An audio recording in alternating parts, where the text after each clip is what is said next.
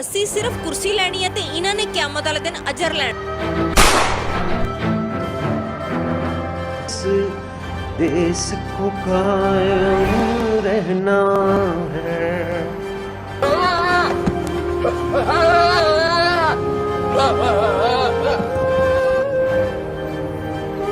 ਫਿਰ ਉਸ ਜੰਗਲ 'ਚ ਸ਼ੇਰ ਇਸ ਭੇਡੂ ਦਾ ਸ਼ਿਕਾਰ ਕਰੇਗਾ।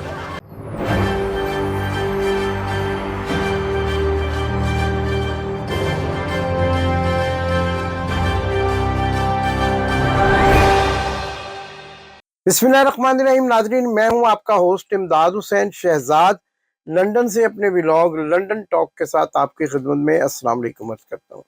नाजरीन, बड़ी ही अहम और बड़ी ही अफसोसनाक खबर जो कि यूनान से यानी ग्रीक से हमारे सामने आई, और एक कश्ती जो है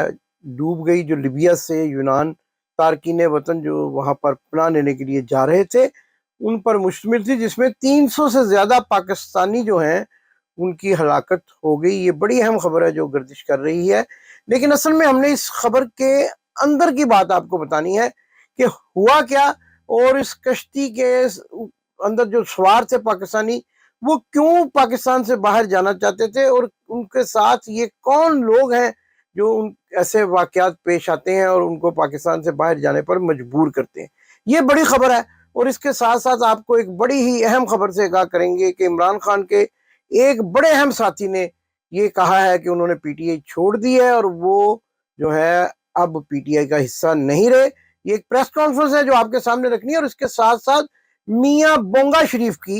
बड़ी अहम जो है वो एक ऐसी खबर आपके साथ शेयर करनी है जो यूनान में कश्ती के हादसे पर मियां बोंगा शरीफ ने बोंगी मारी है। खुशी से निहाल हो गए हैं। 300 अफराद की हलाकत पर उन खानदानों के साथ इज़हार अफसोस करने की बजाय खुशी से निहाल हो गए हैं, और किस किस्म का नोटिफिकेशन जारी किया है इस पर भी बात करेंगे। सोशल मीडिया पर एक बड़ी बेहुदा सी बात भी फैलाई जा रही है कि ये जो कश्ती हादसे का शिकार हुई है इसमें इमरान रियाज भी सवार थे, और वो भी खुदा ना खास्ता इस कश्ती में हादसे का शिकार हो गए। ये कौन ये खबर फैला रहा है, इस पर भी बात करेंगे और आपको बताएंगे कि क्या कहानी है पीछे, और ये भी आपको बताएंगे कि मरियम नवाज रात के अंधेरे में किन लोगों से मुलाकातें करती है और क्या अहकामात जारी किए जाते हैं और उसका नतीजा अगले दिन क्या निकलता है। तो नाज़रीन, सबसे पहले यूनान में जो पाकिस्तानियों की कश्ती को हादसा पेश आया, ये लीबिया से यूनान जा रही थी, और 300 से ज़्यादा अफराद जो हैं वो इसमें हलाकत हुई है उनकी, और वो लुकमाए अजल बन गए हैं। बड़ा ही अफसोसनाक वाक़या है, और हम आज अपने इस प्रोग्राम के ज़रिए उन तमाम अफराद के लवाहकीन के साथ, अहले खाना के साथ इज़हारे अफसोस करते हैं, इज़हारे हमदर्दी करते हैं। लेकिन असल बात क्या है वो ये है कि आखिरकार पाकिस्तान से इतनी बड़ी तादाद में नौजवान जो हैं बैरून मुल्क क्यों जा रहे हैं, अपनी माओं का, अपनी बहनों का जेवर बेचकर, ज़मीन गिरवी रखकर और अपने दोस्त अहबाब से कर्जा पकड़कर आखिरकार बैरून मुल्क क्यों जाना चाहते हैं। पाकिस्तान की माशी सूरत हाल इस कदर ख़राब हो चुकी है, और इम्पोर्टेड हुकूमत ने आम आदमी को इस कदर मजबूर कर दिया है कि ना तो उसके लिए खाने के लिए पैसे हैं, ना कपड़े बनाने के लिए कोई रकम है, और ईद त्यौहार पर तो बिल्कुल जो है लोग इस कदर मायूसी के साथ ईद गुजारते हैं कि वो बेबसी का शिकार नजर आते हैं। नाजरीन, ऐसा क्यों हुआ है जबकि पाकिस्तान के मदारी वजीर खजाना तो ये दावा कर रहे हैं कि पाकिस्तान की मईशत इंतहाई मजबूत हाथों में है और वो आहिस्ता आहिस्ता मजबूत होती जा रही है। नाजरीन, इस सिलसिले में मुझे एक लतीफ़ा याद आ रहा है, वो थोड़ा सा मैं आपको उसका पस मंज़र बताऊंगा, और वो लतीफ़ा कुछ यूं है कि एक शख्स जो है वो सख्त किसी इस किस्म की बीमारी में मुब्तला था कि उसके अंदर ताकत नहीं थी, जान नहीं थी। तो वो किसी हकीम के पास गया, तो उसने उसको कहा कि मेरे अंदर ताकत नहीं है, मुझे कोई ऐसी दवाई दो कि मेरे अंदर ताकत आ जाए और मैं जान के साथ खड़ा हो सकूं, मेरे पट्टे मजबूत हो जाए। तो उस हकीम ने उसको कहा, ये 2 पुड़ियां हैं, ये तुमने खानी है, ये दोनों पुड़ियां तुम्हारी मुकम्मल तौर पर जान को ख़त्म कर देंगी, लेकिन इसके बाद जो मैं पुड़ी आपको दूंगा वो आपको एकदम से खड़ा कर देगी और नौजवान बना देगी। अभी उसने एक पुड़ी खाई थी, उसकी जान खत्म हो गई थी, उसकी ताकत उसके जिस्म से निकल गई थी, टांगों में जोर नहीं रहा था कि अचानक मस्जिद में ऐलान हुआ कि हकीम साहब फौत हो गए हैं। तो वो शख्स रोता पीटता اور گلا پھاڑتا ہوا جو ہے وہ مسجد میں آیا تو لوگوں نے پوچھا کہ بھی تمہارا کیا نقصان ہوا ہے، مرے تو حکیم صاحب ہیں۔ کہتا اصل میں حکیم صاحب نہیں مرے، انہوں نے مجھے دوسری پڑی دینی تھی جس سے مجھے میں طاقت آنی تھی، اصل میں تو میں مر گیا ہوں۔ تو ہمارے بونگے وزیر خزانہ جو ہیں بودی سائیکلوں والے کے بیٹے اور لاہور کے بھاٹی گیٹ کے منشی جی یہ کہتے ہیں کہ اب جو آپ کو دوائی دی ہے اس سے معیشت بالکل ختم ہو گئی ہے، لیکن اگلی دوائی جو میں آپ کو دوں گا اس سے معیشت جو ہے ایک دم سے کھڑی ہو جائے گی، اور اگر منشی جی کا انتقال ہو گیا تو اصل میں تو قوم ہی مر جائے گی جو پہلے ہی معاشی طور پر انتہائی کمزور ہو چکی ہے۔ بھئی آپ کے پاس ہے کیا؟ خزانے میں جو پیسے ہیں وہ آپ بیرون ملک منتقل کر رہے ہیں اور اپنی کابینہ کے للے تھللوں پر لٹا رہے ہیں، اور جو رقم بچتی ہے اس رقم سے آپ اراکین قومی اسمبلی اور کراچی کے میئر کا انتخاب جیتنے کے لیے لوگوں کی خرید و فروخت کرتے ہیں،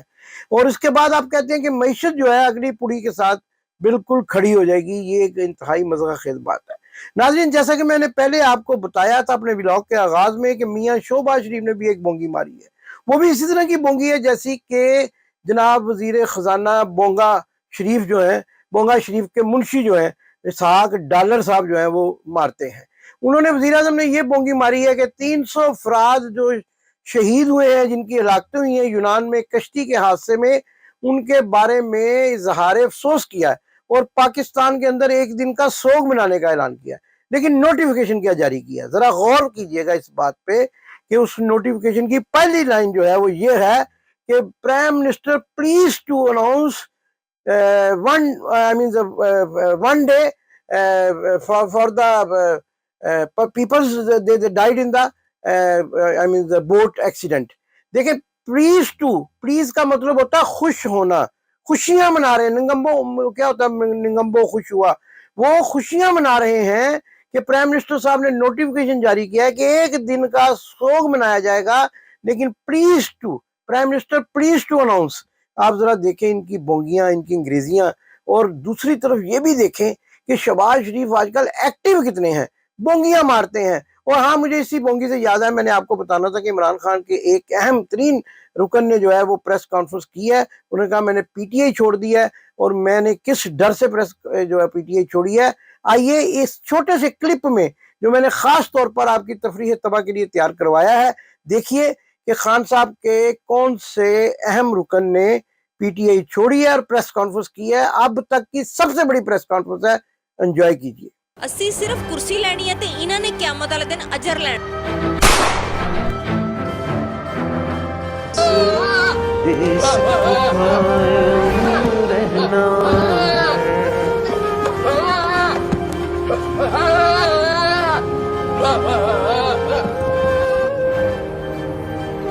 پھر اس جنگل چ شیر اس پیڈو دا شکار کرے گا۔ جی تو ناظرین، آپ نے دیکھا کہ جس طریقے سے اس ملک کے حالات ہیں وہ یہی چیزیں جو ہیں وہ سامنے آتی ہیں کہ بکرے جو ہیں وہ اب اس ڈر سے کہ وہ عید والے دن چھری کے نیچے آئیں گے، وہ پریس کانفرنس کر رہے ہیں کہ ہمارا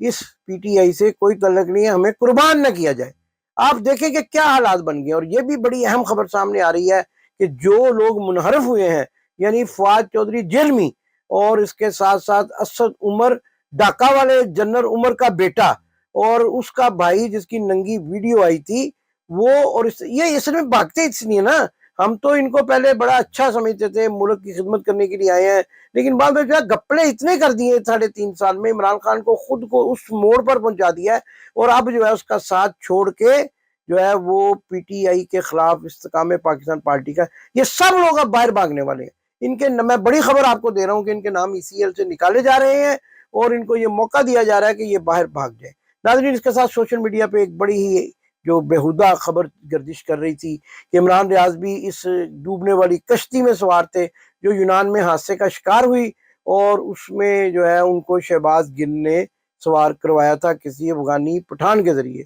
بڑی بیہودہ خبر ہے۔ ہماری اطلاعات کے مطابق تو عمران ریاض جو ہیں ان پر شدید تشدد کیا گیا ہے، نہ جانے وہ کس حال میں ہیں، اور ان کے بیوی بچوں کو، فیملی کو دکھ پہنچانے کے لیے اس قسم کی خبریں پھیلائی جا رہی ہیں۔ ناظرین، کل جو آنے والا پروگرام ہوگا اس میں میں آپ کو یہ بتاؤں گا کہ کون کون سے وکیل بھی پاکستان سے بھاگ چکے ہیں اور عمران ریاض کیس کی اس وقت کیا پوزیشن ہے، اور اس کے ساتھ ساتھ ارشد شریف کے قتل کیس کی کیا پوزیشن ہے، ان کی والدہ کس حالت میں ہیں اور کیا ہو رہا ہے۔ لیکن اس کے ساتھ ساتھ یہ بڑی اہم بات ہے کہ آنے والے دنوں میں بہت بڑے بڑے جو ہے وہ پاکستان میں اہم واقعات ہونے والے ہیں، اہم خبریں آنے والی ہیں، اسمبلیاں بھی تحلیل ہو رہی ہیں، اور کون کون اسمبلیوں کی تحلیل کے بعد الیکشن سے بھاگنے کی بجائے ملک سے بھاگے گا، یہ ساری خبریں آپ تک آنے والے ولاگز میں پہنچانا میری ذمہ داری ہے۔ ناظرین، آج کے ولاگ کے ساتھ وہی نعرہ جو ہمیشہ لگایا کرتا ہوں، پاکستان